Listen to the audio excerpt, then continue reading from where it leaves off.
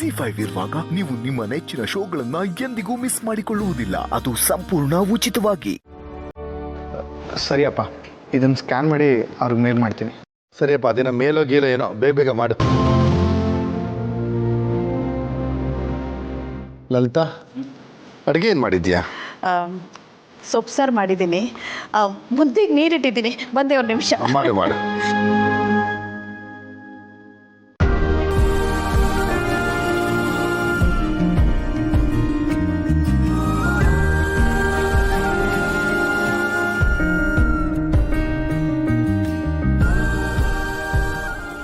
ನನ್ನ ಮೇಲ್ ಐಡಿಯಿಂದ ಕಳಿಸಿದ್ರೆ ಅದನ್ನು ಜಾನು ನೋಡಿದ್ರೆ ಬೇಡ, ಸುಮ್ಮನೆ ಪ್ರಾಬ್ಲಮ್ ಕ್ರಿಯೇಟ್ ಆಗುತ್ತೆ.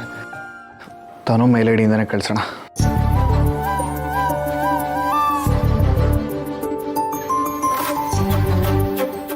ಮೇಲ್ ಮಾಡ್ತಿದ್ಯಾ? ಹೇಯ್, ಯಾವಾಗಲೂ ಒಳ್ಳೆ ಆಂಜನೇಯನ ಬಾಲೆ ಥರ ನನ್ನಿಂದನೇ ಸುತ್ತಾ ಇರ್ತೀಯಲ್ಲ, ಯಾಕೆ? ನಾನು ನನ್ನ ಮಾವನ ಮಗನ ಹಿಂದೆ ಹೋಗ್ತಿರೋದು, ಬೇರೆ ಹುಡುಗನ ಹಿಂದೆ ಅಲ್ವಲ್ಲ. ಸರಿ ಬಿಡು. ವಿಶ್ವ, ನಿನ್ನೆ ನೀನು ಅವ್ರ ಮನೆಗೆ ಹೋಗಿ ಬಂದ್ಯಲ್ಲ, ಅವ್ರ ಮನೆ ಹೇಗಿದೆಯೋ? ಮನೆ ಹೇಗಿದೆ ಅಂದರೆ ಮನೆ ಥರನೇ ಇದೆ. ಅದೇ ನನಗೆ ಗೊತ್ತಿಲ್ವಾ? ಅಂದರೆ ಅವರು ತುಂಬ ದೊಡ್ಡ ಬಿಸ್ನೆಸ್ ಮ್ಯಾನ್ ಅಂತಲ್ವಾ. ನಮ್ಮ ಲೈಫ್ ಸ್ಟೈಲ್ಗೂ ಅವ್ರ ಲೈಫ್ ಸ್ಟೈಲ್ಗೂ ತುಂಬ ಡಿಫ್ರೆನ್ಸ್ ಇರುತ್ತೆ. ಅದಕ್ಕೆ ಅವ್ರ ಮನೆ ಹೇಗಿದೆ ಅಂತ ಕೇಳಿದೆ. ಮನೆ ತುಂಬ ಚೆನ್ನಾಗಿದೆ, ನಮ್ಮ ಮನೆಗಿಂತ ದೊಡ್ಡದಾಗೇ ಇದೆ. ಲೋ ವಿಶ್ವ, ನಮ್ಮ ಮನೆ ಹಳ್ಳಿಯಲ್ಲಿರೋ ದೊಡ್ಡ ಮನೆ, ಅವ್ರ ಮನೆ ಸಿಟಿಯಲ್ಲಿರೋ ದೊಡ್ಡ ಮನೆ. ನಾನು ಅಲ್ಲಿಗೆ ಬಂದಿದ್ರೆ ನೋಡ್ಬೋದಾಗಿತ್ತು, ಆದರೆ ನೀನು ನನಗೆ ಕರ್ಕೊಂಡೇ ಹೋಗ್ಲಿಲ್ವಲ್ಲ, ಅದಕ್ಕೆ ನಿನ್ನ ಹತ್ರ ಕೇಳಿ ತಿಳ್ಕೊತಿದ್ದೀನಿ. ಅದೆಲ್ಲ ನಿನಗೆ ಯಾಕೆ? ಯಾಕೆ ಅಂದರೆ ಕ್ಯೂರಿಯಾಸಿಟಿ ಕಣೋ. ಅದೆಲ್ಲ ಏನು ಬೇಡ.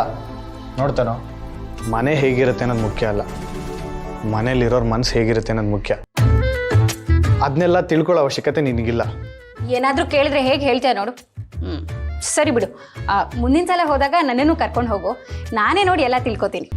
ಇವಳನ್ನ ಮಾತ್ರ ಅಲ್ಲಿಗೆ ಕರ್ಕೊಂಡು ಹೋಗಬಾರ್ದು. ಅದೇನಾದರೂ ಜಾನು ಮನೆ ಅಂತ ಇವಳಿಗೆ ಗೊತ್ತಾದರೆ ನನ್ನ ಕತೆ ಮುಗೀತು.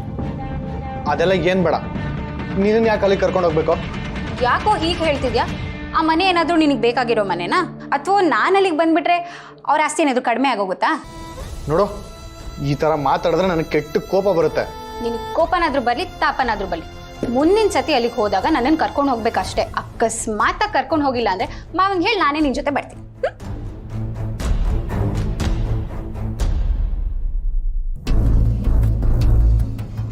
ಕ್ಯೂರಿಯಾಸಿಟಿ ಅಂತೆ. ಇವಳು ಕ್ಯೂರಿಯಾಸಿಟಿಯಿಂದ ನಾನು ಮೆಂಟ್ಲಾಗ್ತಿದ್ದೀನಿ.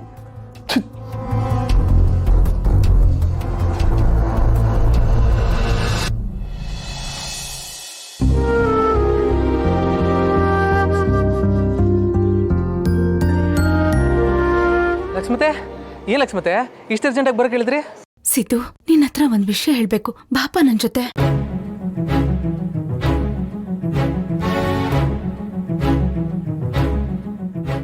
ಸಿದ್ದು. ಯಾಕೆ ಲಕ್ಷ್ಮತೆ, ಯಾರು ಇಲ್ದಿರೋ ಜಾಗ ಕರ್ಕೊಂಡ್ ಬಂದಿದ್ರಾ? ಸಿದ್ದು, ಈಗ ನೀನ್ ನನಗ್ ನಿಜ ಹೇಳ್ಬೇಕು. ಏನ್ ನಿಜ ಲಕ್ಷ್ಮತೆ? ನೀನ್ ಉತ್ಸವಕ್ಕೆ ಬಂದಿದ್ದೆ ತಾನೆ, ಭಾವ್ ನನ್ ಜೊತೆ ಮಾತಾಡ್ದೆ ತಾನೆ, ಅವಳು ನಿನ್ನ ಹತ್ರ ನಗ್ನಗ್ತಾ ಮಾತಾಡಿದ್ಲು ತಾನೆ, ನಿಜ ಹೇಳು ಸಿದ್ದು. ಇದೇನಪ್ಪ ಲಕ್ಷ್ಮತೆ ಹೀಗೆ ಕೇಳ್ತಿದ್ದಾರೆ? ನಾನು ಮೇಡಮ್ಗೆ ತಾಳಿ ಕಟ್ಟಿರೋದು ಇವ್ರು ಗೊತ್ತಾಗೋಯ್ತಾ? ಅದಕ್ಕೆ ಇಷ್ಟೆಲ್ಲ ಪ್ರಶ್ನೆ ಮಾಡ್ತಿದ್ದಾರ?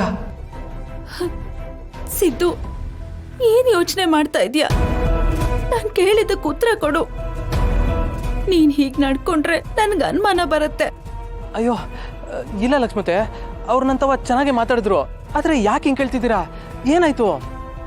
ಸಿದ್ದು, ದೊಡ್ಡ ಅನಾಹುತ ಆಗೋಗಿದೆ. ಇದೆಲ್ಲ ಯಾಕೆ ನಮ್ ಜೀವನದಲ್ಲಿ ಆಗ್ತಿದೆ ಅಂತ ಗೊತ್ತಾಗ್ತಿಲ್ಲ. ಅಯ್ಯೋ ಲಕ್ಷ್ಮತೆ, ಅಳ್ಬೇಡಿ, ಅದೇನಾಯ್ತು ಅಂತ ಹೇಳಿ.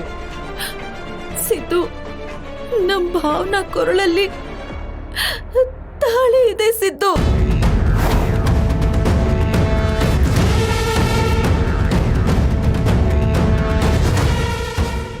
ಸಿದ್ದು, ಅವಳಿಗೆ ಮದುವೆ ಆಗೋಗಿದೆ ಸಿದ್ದು.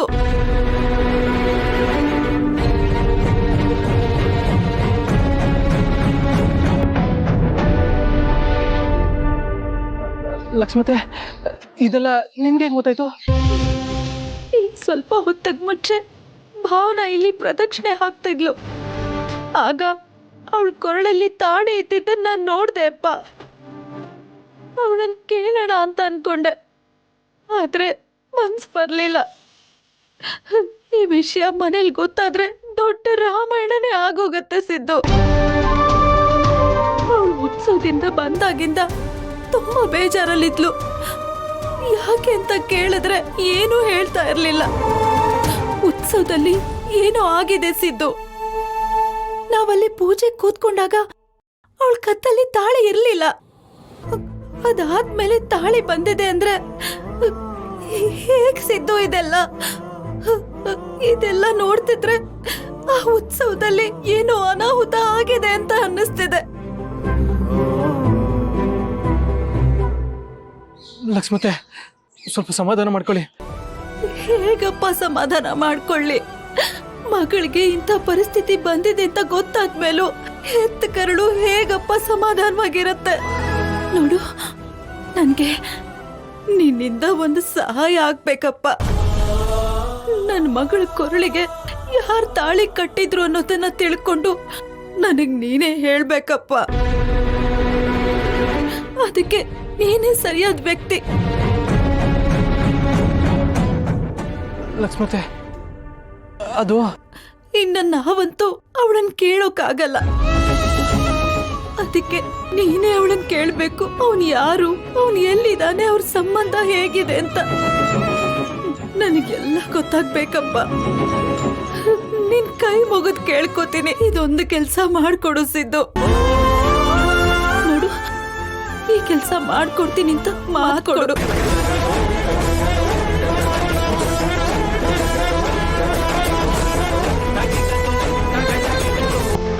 ಮಾತ್ಕೊಡಪ್ಪ.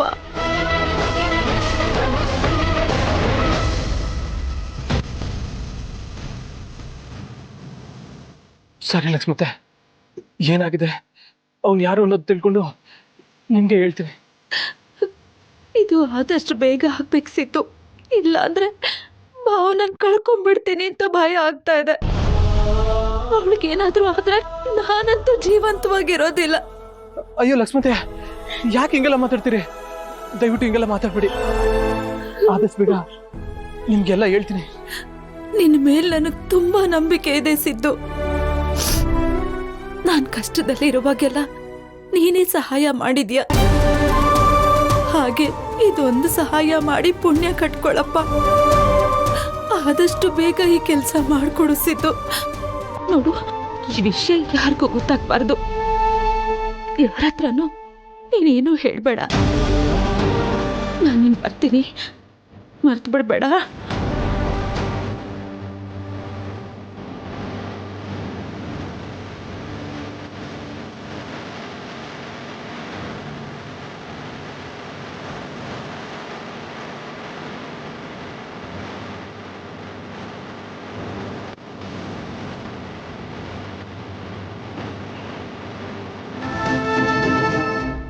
ZEE5 ಆಪ್ ಡೌನ್ಲೋಡ್ ಮಾಡಿ ಎಲ್ಲಾ ಸಂಚಿಕೆಗಳನ್ನು ಸಂಪೂರ್ಣ ಉಚಿತವಾಗಿ ನೋಡಿ.